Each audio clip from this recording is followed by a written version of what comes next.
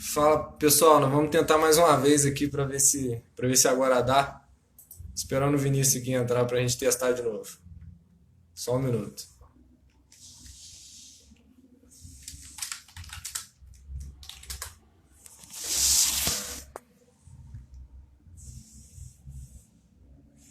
Já sei o que é.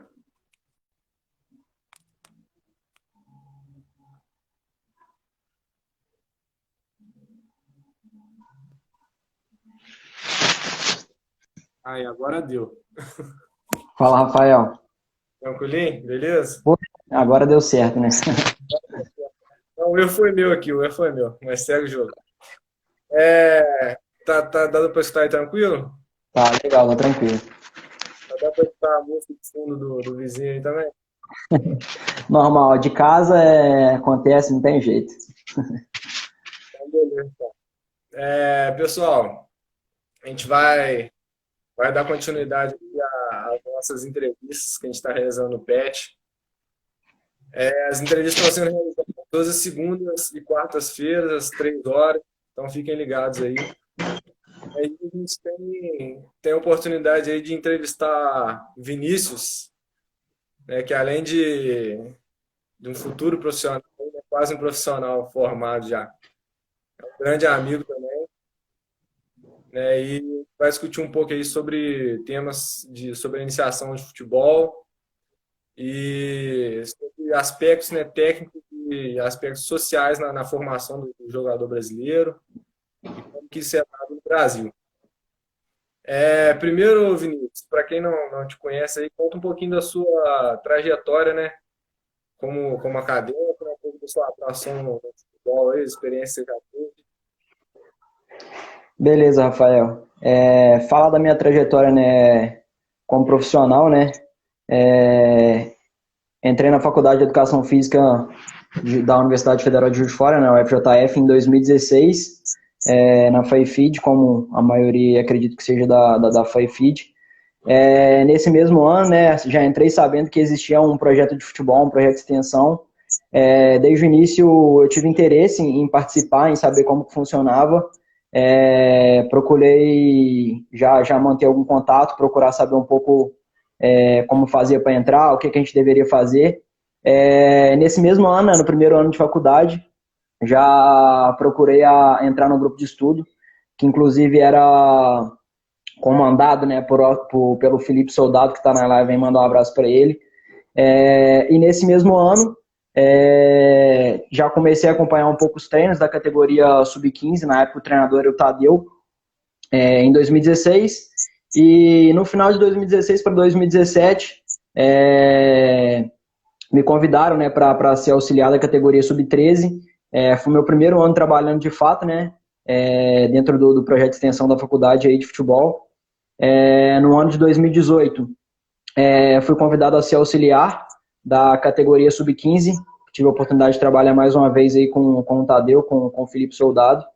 E no final de 2018 para 2019, tive a oportunidade de fazer um estágio, né, ficar durante todo o Campeonato Mineiro da equipe do Tupinambás, da equipe profissional, né, tive essa experiência também. E foi um momento que o projeto teve algumas transformações, né? Vários profissionais indo para alguns clubes. E nisso surgiu a oportunidade, né, de assumir a categoria sub-15 como treinador principal. É, Foi a minha primeira experiência, né, como treinador principal.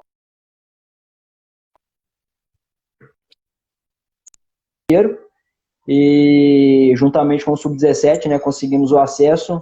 E estou nessa carreira aí, né, mais uma vez, de novo no comando do sub-15 esse ano. Espero, né? Espero que a gente consiga disputar o Campeonato Mineiro da primeira divisão aí. Mas falando um pouco da minha carreira, é isso. Dentro da faculdade, dentro do futebol, é um pouco disso. Ah, bom demais. Agora vamos entrar na questão das perguntas que eu quero fazer para você. É muito comum Beleza. a gente ver na discussão, né, do futebol brasileiro, entre jornalistas, entre treinadores que estão mais na mídia e treinadores mais experientes, né, sobre essa questão da formação, né? Existe uma crença de que o Brasil não se forma mais jogadores como antigamente.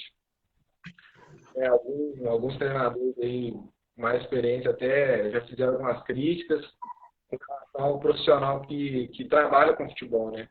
Que o profissional não está... Travou, Travou? travou.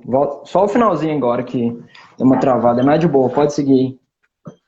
Não, a questão é que os treinadores, às vezes mais experientes, estão criticando, às vezes, essa geração mais nova de treinadores, de professores que trabalham com a base, Uhum. estão sabendo formar jogadores como antigamente, né? Não se formam mais aqueles craques, aqueles jogadores que têm capacidade de improviso, drible, habilidade, né? Eu queria saber se você concorda com essa afirmação, né? E quais são os fatores que influenciam na formação de jogador, né? Atualmente no Brasil. Beleza. Essa questão aí, Rafael, é um ponto que é muito falado, né? Às vezes incomoda um pouco a gente. Eu acho que tem uma questão muito de saudosismo nisso também, né? Porque as pessoas têm a tendência, né, de achar que aquilo que ela viveu quando que ela era jovem, aquilo que ela viveu quando ela fazia um pouco mais parte daquele contexto, sempre foi melhor, né? Isso a gente vê em qualquer ambiente, qualquer ambiente. No futebol isso é muito forte, mas a gente vê isso muito no futebol porque a gente está no meio, né?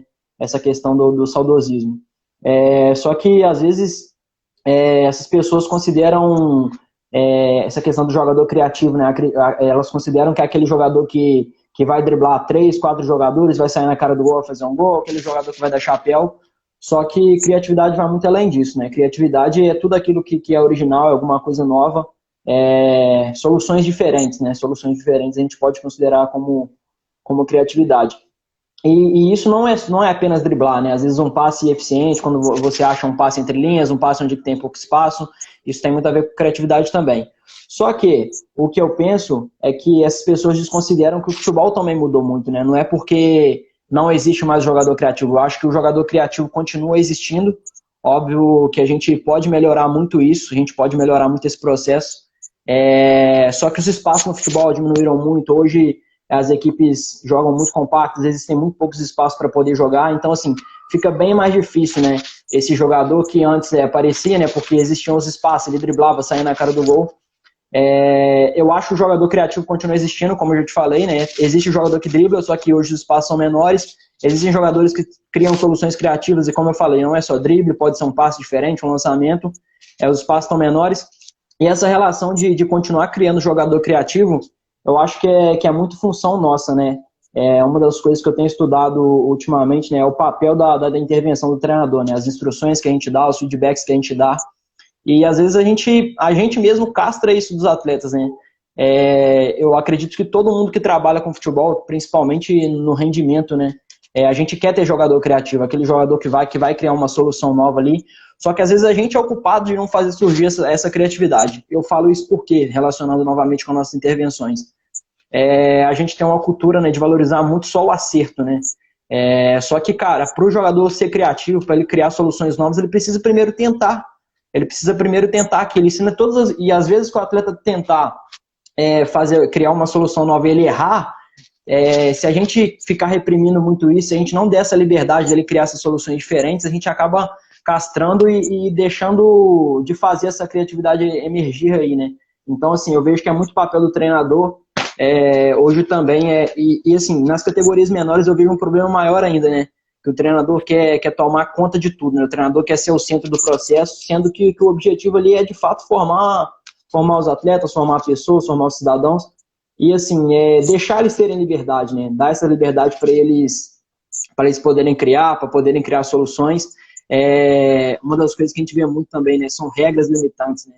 Às vezes as regras que colocam nos treinos, isso eu falo de qualquer contexto, né? Óbvio que a gente está falando um pouco mais de iniciação, mas acredito que isso aconteça em outras categorias também. As regras que colocam, às vezes é obrigatório dar só um toque na bola, às vezes é obrigatório a finalizar de um determinado lugar, e são regras limitantes, regras que limitam e que impedem, né, de fazer essa criatividade surgir. Eu acho que esse é um dos problemas e nós treinadores precisamos entender isso um pouco mais. Eu acho que a gente precisa assumir um pouco mais essa culpa, não colocar só a culpa no atleta, né? Porque hoje a gente vê muita gente falando, reclamando, né? Porra, não tem mais futebol na rua, a criança não brinca na rua mais, e isso ajudava a formar, só que, cara, a gente tem que entender que o mundo mudou, não tem como ser igual era antes mais, e assim, a gente tem que assumir a responsabilidade. É muito fácil eu falar que não existe jogador criativo mais, só que eu não estimular acontecer isso, né? Se eu não criar ambientes ricos que favoreça a aparecer essa criatividade. Então, assim, eu acho que a gente precisa assumir um pouco mais essa responsabilidade, né? De fazer surgir a criatividade. E eu acho que é isso. Eu discordo, só para fechar a resposta aqui, quando falam que não existem jogadores criativos, eu acho que eles existem, só que a criatividade que eles falam, acho que está muito atrelada ao drible, e eu não vejo a criatividade dessa forma. Acho que a criatividade pode aparecer de diferentes formas aí. Não, entendi. É interessante, você tocou na questão do próprio contexto, né, sociocultural da época, né? Porque se for pegar também hoje em dia, a gente tem outros fatores, além do que você citou aí, outros fatores limitantes, por exemplo, as redes sociais, a ascensão de novas tecnologias. Então, assim, às vezes o estímulo é menor, a criança não tem mais tanto aquela vontade de jogar bola, né? Ela quer ficar em casa, às vezes quer ficar em frente no videogame, no computador.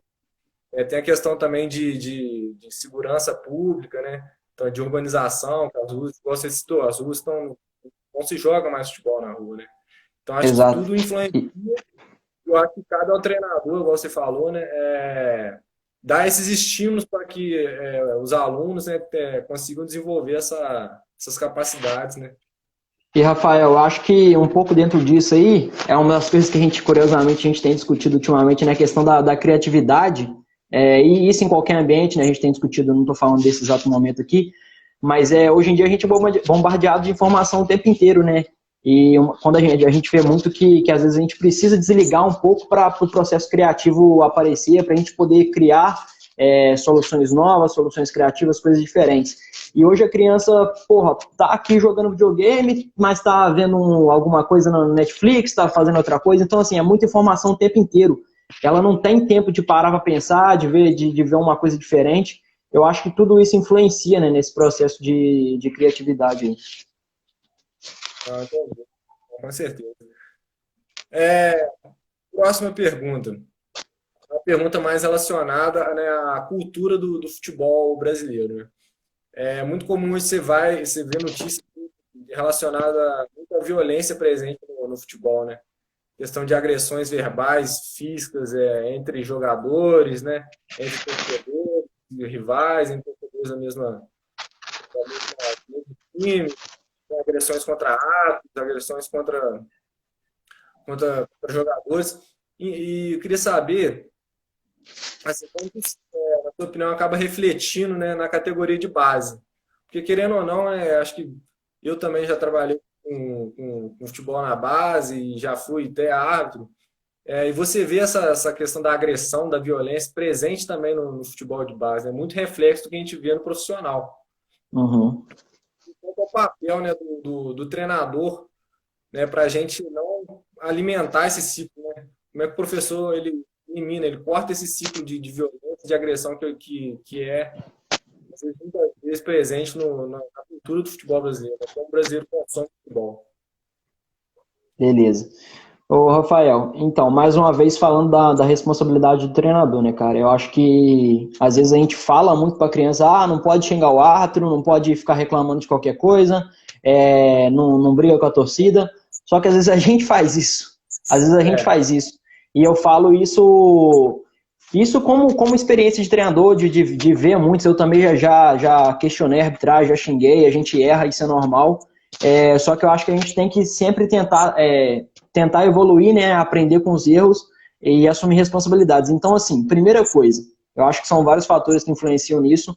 A primeira é o treinador ser exemplo, cara. Primeiro é o treinador ser exemplo, porque, assim, se qualquer coisa que acontece, você reclama da arbitragem, a torcida está falando no seu ouvido, você vai xingar, vai discutir com o cara, eu acho que isso é uma coisa que a gente, querendo ou não, a gente é muito exemplo para as crianças, né? Então, assim, a gente é o líder do processo. Então, assim, as coisas que a gente faz refletem muito nas atitudes das crianças, dos atletas, enfim. E não só no meio do futebol, né? Eu acho que hoje em dia é uma das coisas que eu tenho pensado muito também, né? A questão da nossa imagem, né? Hoje em dia a gente está o tempo inteiro em rede social, a gente está aparecendo muito. E assim, a imagem que a gente passa também eu acho que é muito importante. Porque hoje em dia qualquer criança, qualquer tem rede social, vai ter acesso às coisas que você posta, às coisas que a gente está falando, pode entrar um aqui agora, ver assistir essa live. Então, assim, acho que a gente tem que ser exemplo em tudo. Porque, por exemplo, se eu mostro alguma coisa na minha rede social que está relacionado com violência, a criança já vai achar que aquilo é certo, o atleta já vai achar que aquilo faz sentido, que eu penso daquela forma. Algum comentário, né? Inclusive, eu estava ouvindo agora há pouco, um podcast do William Bonner, ele falando disso, né? Como as pessoas estão violentas na rede social. E eu acho assim, às vezes a gente vê colegas nossos, né, pessoas que a gente conhece, comentando algumas coisas na rede social, que fala assim, cara, esse cara não pensa assim, por que está comentando isso? E assim, acho que a gente tem que tomar cuidado com isso, que às vezes a criança vê alguma coisa que a gente comenta na internet, alguma coisa que, sei lá, posta no Twitter, no Instagram, qualquer rede social. Eu acho que um dos fatores também que influenciam. E assim, cara, nessa curta experiência, né, que eu tenho no futebol aí, espero ter muito mais, eu vejo que a gente não pode querer ser só treinador dentro de campo ali. A gente tem que tentar tomar conta de todo o processo. De repente trocar ideia com o pai, conversar fora do treino, conversar fora do jogo. Se o pai está tendo um comportamento que não agrada tanto, né, um comportamento que pode ser prejudicial para o filho dele, ou para todas as crianças da equipe ali, trocar uma ideia, conversar, falar, pô, tenta mudar isso, tenta mudar aquilo, de repente fazer algum tipo de reunião. Então, assim, não adianta a gente querer achar que só o campo ali vai resolver, que a gente falando vai resolver, que a criança vai ser formada dessa forma. Porque a criança é muito disso, né? Ela relaciona as coisas que ela faz com o que ela vê as pessoas fazendo, né? E, assim, se ela vê o treinador fazendo alguma coisa errada, se ela vê o pai fazendo alguma coisa errada, isso é um problema.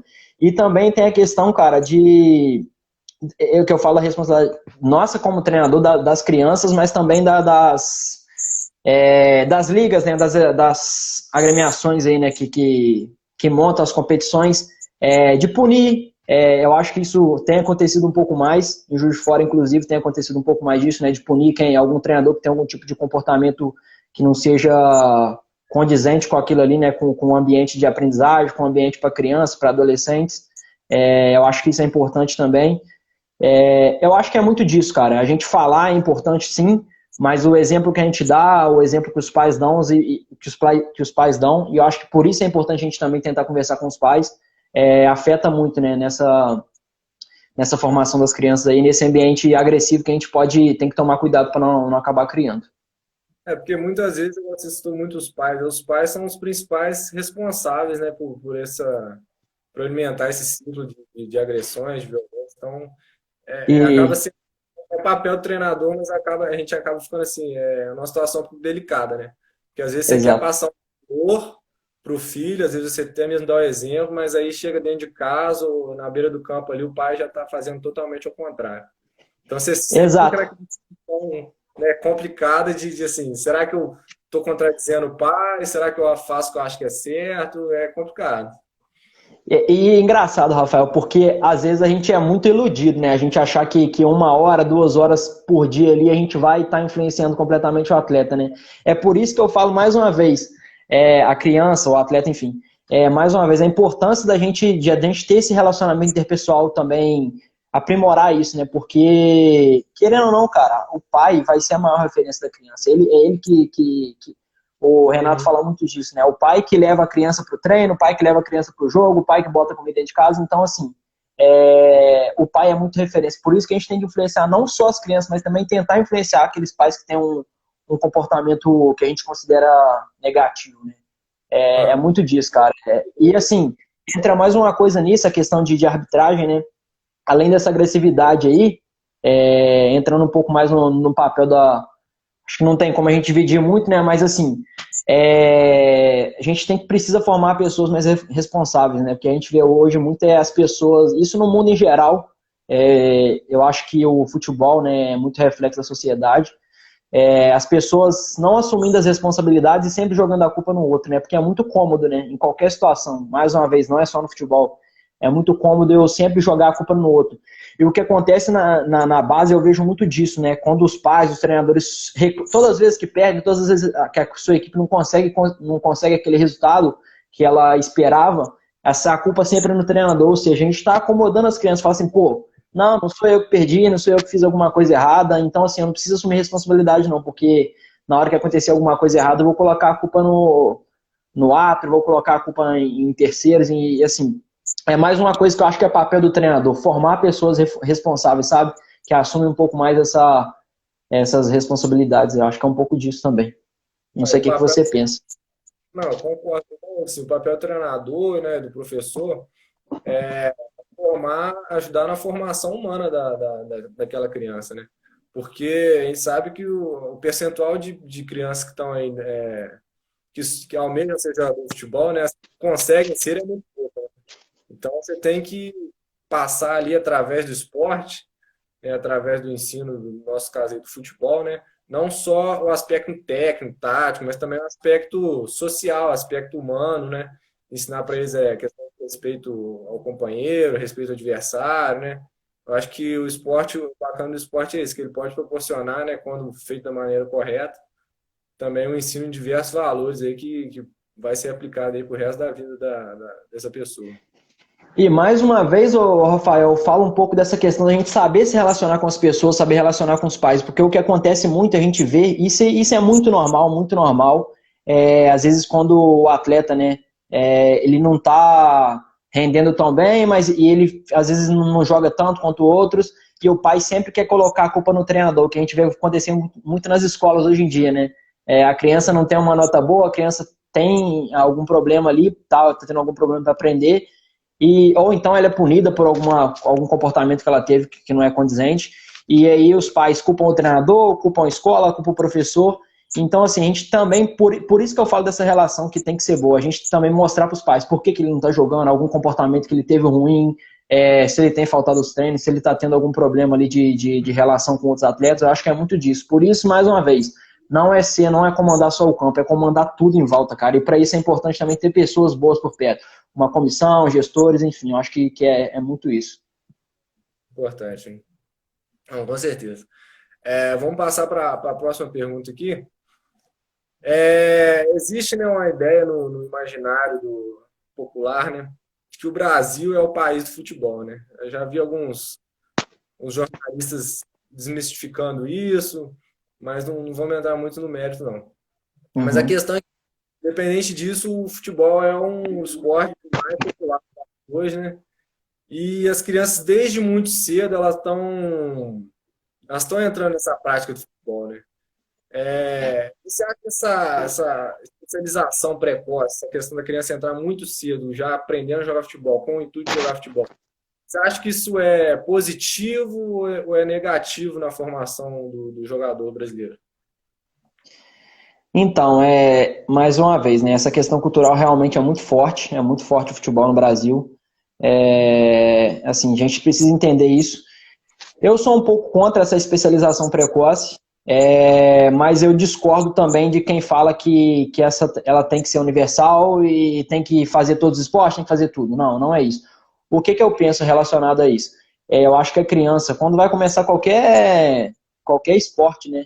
Quando vai ter qualquer contato inicial, né? Iniciação esportiva, né? O primeiro contato que ela tem com algum esporte.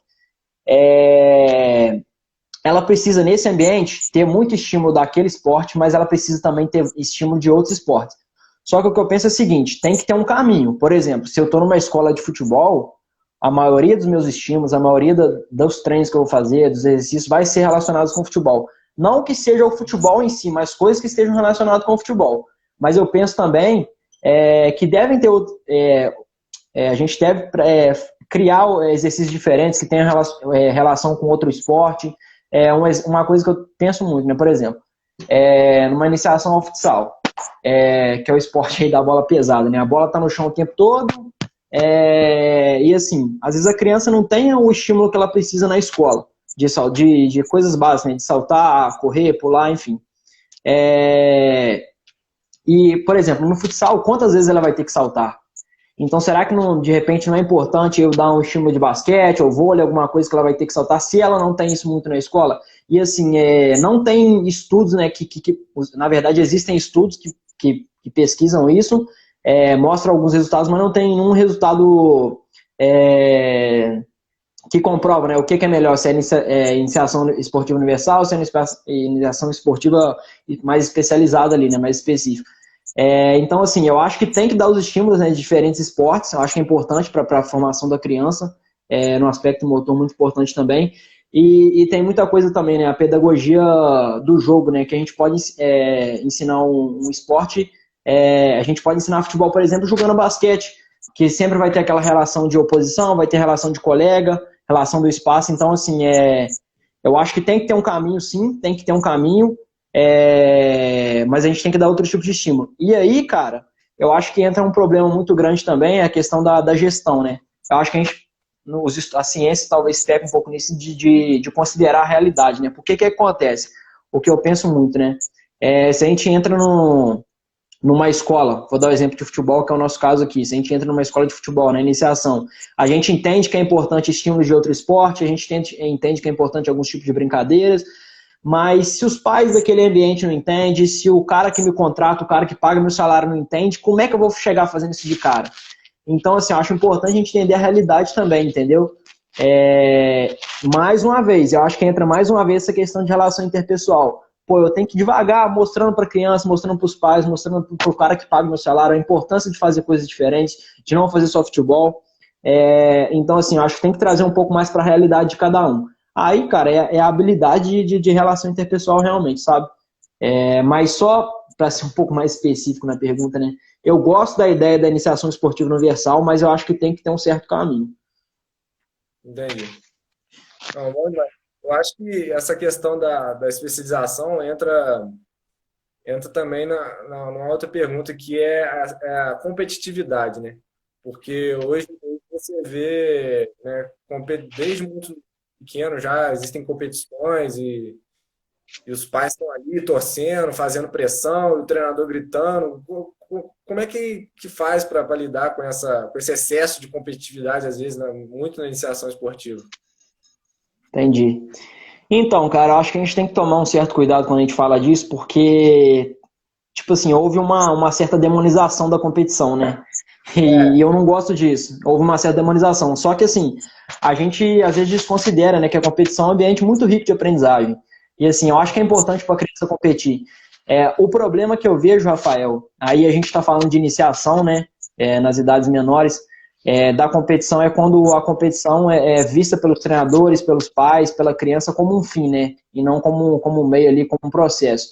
Porque, por exemplo, se a criança tem um resultado positivo ou negativo, e no resultado negativo eu falar que o mundo acabou, que eu não podia ter perdido, que aquilo ali é o fim do mundo, isso aí é um problema. Agora, por exemplo, se a gente usar a competição, mais uma vez, como um ambiente rico de aprendizagem, se a gente mostrar por que ele perdeu, por que ele teve aquele resultado, o que pode fazer para melhorar, os comportamentos que a gente tem, né, durante a competição, eu acho que a gente pode usar a competição sim, como uma coisa boa e não como uma coisa ruim, como as pessoas têm falado tanto aí, né? Mas isso vai muito mais uma vez, entender a competição, o dia da competição ali como um processo, faz parte do processo de formação do atleta, processo de formação ali da criança.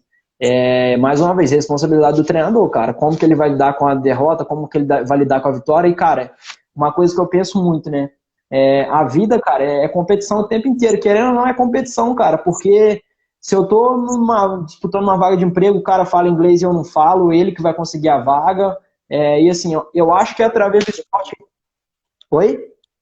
Você não pode privar a competição de tudo, né? Porque a vida, ela é dessa maneira, né? Querendo ou não, é desse jeito, cara. Não tem como. Se a pessoa não tá treinando bem ali, ela não vai ter resultado no dia da competição. Se a pessoa não tá estudando, ela não vai ter resultado na prova. Se a pessoa não trabalha bem, ela não vai ter resultado que o chefe dela precisa ou que ela precisa na empresa dela. Eu acho que é isso, cara. Na iniciação, usar a competição para mostrar um pouco disso. E não demonizar, né? Como as pessoas fazem. Mais uma vez, o problema da competição é achar que aquele ali é um fim. Pô, se eu ganhei, tá tudo lindo, tudo maravilhoso, não preciso fazer mais nada. Ou se eu perdi, tá tudo péssimo, eu sou um fracassado. Não é isso. Ah, Entender o papel da competição ali, né? O que eu penso é um pouco disso. Não sei o que você pensa. não, eu concordo. Eu acho que é tudo não é negócio, você falou, né? A questão não é a competição em si, né? É como a forma como ela é feita, né? A forma como é que ela como é que ela é conduzida pelos profissionais, pelos professores, pela organização. Então, acho que sabendo fazer, eu acho que ela tem coisas muito positivas mesmo e pode agregar muito na vida de uma pessoa. Exato. Agora, para encerrar aqui, a gente vai abrir para as perguntas, né? Surgiu uma pergunta do Rodolfo aqui no chat aqui. Ele quer saber se na categoria de base da UJF já existe a interferência de empresário dos jogadores. Já existe? Mas interferência em que sentido, assim? Ele Na fala assim, verdade, vou ser sincero, eu acho que eu entendi o que ele, eu acho que eu entendi o que ele falou. Cara, é doido isso, mas já existe assim procura, né, de empresário, pô, como que tá aí? Tem teste para poder avaliar meu atleta, para poder colocar aí. Então, assim, isso existe um pouco, sim. Existe um pouco, às vezes há pouco tempo, né, me procuraram para saber como funcionava, mas assim, não é essa coisa de interferência. Na verdade, não é nem interferência, né, é uma procura. Interferência não existe. Para ah, explicar, interferência não existe interferência de empresário. Existe uma procura de pessoas que agenciam jogadores, de pessoas que têm atletas, né, para poder realizar avaliações na equipe. Né? Interferência não existe, até porque, cara, eu acho que esse tipo de interferência as pessoas sabem quem procura, né? Não vai lá, as pessoas sabem que o projeto da FJF é um projeto muito sério, sabe que a parceria com o Tupinambás é muito séria, os profissionais que estão ali são muito sérios, então, assim, essa procura, não sei se a interferência ele quis trazer para o lado negativo, né? Isso aí não existe. E vai muito por conta das pessoas, acho que sabem, né, onde que ela vai procurar. Não sei se é isso que ele queria. Assim, mais uma vez, existe procura de empresários, de agenciadores, de atletas que querem saber como que faz para poder entrar na equipe, que não tem diferença nenhuma também, não tem diferença. Se alguém chegar com um atleta lá, a gente tem no nossas avaliações, né, que são marcadas, abertas ao público, e ao longo da temporada, né, a gente recebe algumas indicações também, mas não tem diferença se vai ser um cara achar lá que é porque ele é empresário de fulano, de ciclano, que ele vai ter algum tipo de interferência ali. Não, sempre vai passar por avaliação igual todos passam, critérios técnicos, critério de inteligência para jogar, é um em pouco relação disso. Oi? critérios também de relacionamento, como é que esse Exato. menino funciona, né? Como é que é a postura dele, eu acho que também é sempre importante a gente Isso, não avaliar. muda nada quando tem essa. O que existe são parceiros, assim, né? Existem pessoas que a gente sabe que são sérias, às vezes não são nem empresários, não são pessoas que têm uma influência grande na cidade, que conhecem pessoas que estão no futebol há mais tempo, né? Que conhecem atletas e que nos indicam, né? O que existe é isso. Até porque o futebol JF, né, eu também já fiz parte lá, faço parte. Faz Ainda tá, parte. faço parte. Ainda está um pouco, né? Assim, ainda está no início, apesar de já termos construído uma história boa, já tem resultados bons, ele ainda está um pouco no início, ainda necessita, né, de mais investimentos, atrair mais visão aí. Eu acho que ainda não chegou nesse ponto do empresário ter que interferir na escalação. Eu acredito que isso deva acontecer em clubes maiores, né? Mas a gente não Cara, eu não pegou sei, esse. eu não posso falar. Eu posso falar do ambiente que eu tô, né? Eu acho que ali, de verdade, Rafael, eu acho que na universidade nunca vai acontecer isso, até por conta do líder, né? A gente estava falando do treinador como líder aqui, e a gente tem um líder lá, né, que é muito sério, que é o Marcelão. Então, assim, eu acho que ele não vai deixar isso nunca acontecer, e quem assumir, não sei, daqui a 15 anos, eu acho que também não vai acontecer isso, até porque eu acho que o ambiente da universidade ali, no ambiente que se cria dentro que já existe no projeto, as É um pessoas caráter, não. é um Oi? projeto público aberto, então não tem Exato, porquê. é um projeto muito sério, né, cara? Eu acho que isso não vai chegar a acontecer. Então, é isso então, Vinícius. Acho que a gente conseguiu abranger bastante os temas aí que eu estava pretendendo. E se alguém tiver mais alguma dúvida aí, mas acho que só surgiu essa pergunta do Rodolfo mesmo. O Hum. soldado perguntou se você, sobre futebol português, o que você acha da literatura portuguesa? Soldado, cara, apaixonado em Portugal, nunca vi igual, viu? Meu Deus. Mas, mas então fica assim, então a gente vai encerrando agora. Tranquilo? Qualquer coisa a gente marca de novo aí, que foi muito boa, acho que foi muito produtivo e vamos dar continuidade aí. Toda Sim. segunda e quarta, galera, às 3 horas a gente vai fazer uma entrevista, vai fazer uma live, seja pelo Instagram, seja pelo Facebook. Então, fica atento aí nas nossas postagens, nas nossas notificações, que a gente tem conteúdo interessante para vocês aí. Beleza? Valeu, um abraço. Valeu, Rafael. Obrigado pela oportunidade aí. Parabéns pelos trabalhos que vocês têm feito, né? Eu acho que isso é importante também, né? Dar voz a quem está envolvido, a quem é da faculdade. De repente trazer, né, mais profissionais, mais pessoas da faculdade que estejam envolvidos em qualquer esporte, aí, em qualquer ambiente, seja no ambiente escolar, seja no ambiente competitivo, enfim. Eu acho que é importante essas portas que vocês estão abrindo aí. Mais uma vez, obrigado aí. Valeu, Juliano.